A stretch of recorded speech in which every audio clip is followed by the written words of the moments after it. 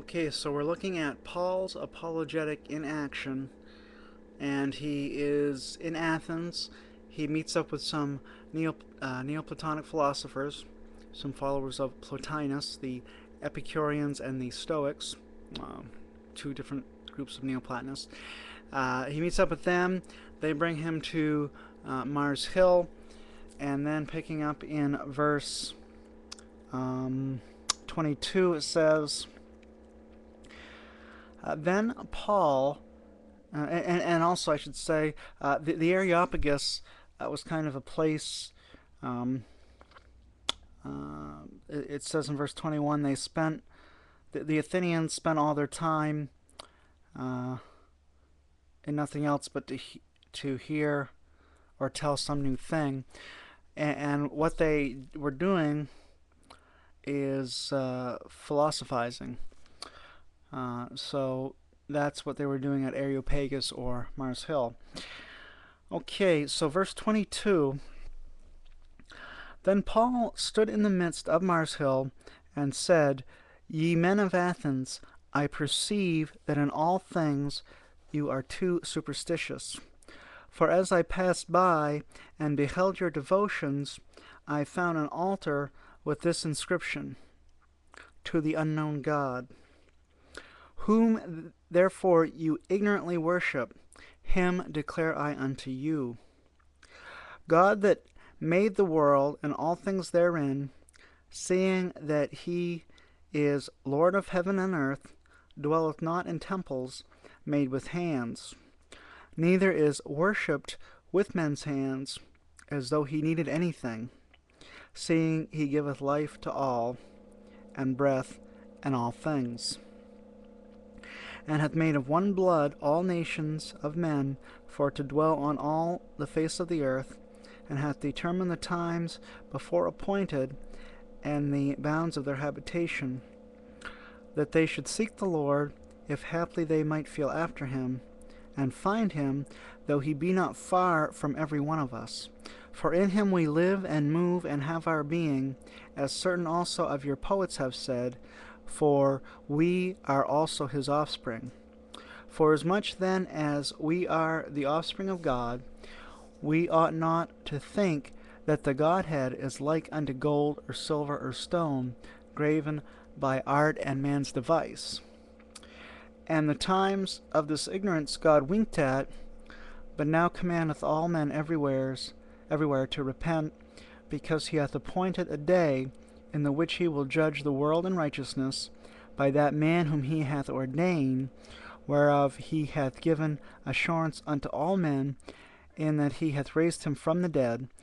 And when they heard of the resurrection of the dead, some mocked, and others said, We will hear thee again on this matter. That's what they said to Paul. So Paul departed from among them, howbeit certain men clave unto him, and believed, among them which was Dionysius the Areopagite, and a woman named Damaris, and others with them. So in this address, this philosophic discourse at Mars Hill, there's a few things I want to point out. Now, he wasn't really arguing for the existence of a God per se, as much of apologetics is today, because these people believed in God. So his argument was not that God exists, but what God was like. And as he was describing what God was like, he appealed to what we would call today a Kalam cosmological argument of sorts and a Thomistic cosmological argument of sorts. Now, those arguments are to establish that God exists, and that's not what he was using them for. But let's see here. Okay, in verse 24, God made the world and all things therein, seeing he is Lord of heaven and earth. Because of that, he dwells not in temples made with hands. And then, so that would be the kalam of sorts. And then, let's see. It says we are the offspring of God, and he goes on to say that God is not, gold and silver and those kind of things, the idols because we are God's offspring. So that's a kind of contingency argument, a Thomistic cosmological argument of sorts. So he's not using the Bible, he's using philosophy, Hellenistic, Neoplatonic philosophy, and he is doing it in the Areopagus, which is the place for doing that sort of thing in Athens. And he's quoting the poets. I forget the name of the poet. It doesn't say here what the poet's name is, but I have read before what his name is, and we actually have that poem. He would do poems about nature, natural philosophy. I think it starts with a T, but I can't think of it right now. But for in him we live and move and have our being, as certain also of your poets have said, for we are also his offspring. All right, so it says at one point that Dionysius the Areopagite followed him, and he is there's somebody who took that name later on, and he's now, and some people thought he was Dionysius, but now he's pseudo Dionysius the Areopagite, which was a very important ancient Christian document. If you ever come across it, it's leans towards pantheism, but it was very influential in various thinkers throughout the ancient church up through the Middle Ages. All right, so he's using a classical approach, using reason to argue that God is immaterial, and then the common ground was that there is a God, an unknown God, although Paul knew him, obviously. And then towards the end he uses an evidential argument. He appeals to the resurrection in verse 31. Let's see.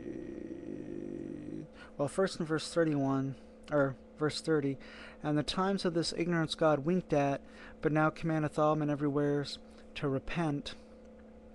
And one of the reasons why these people were not being winked at any longer might be, this is an interesting suggestion, because they were so enamored of philosophy, and prior to the rise of philosophy,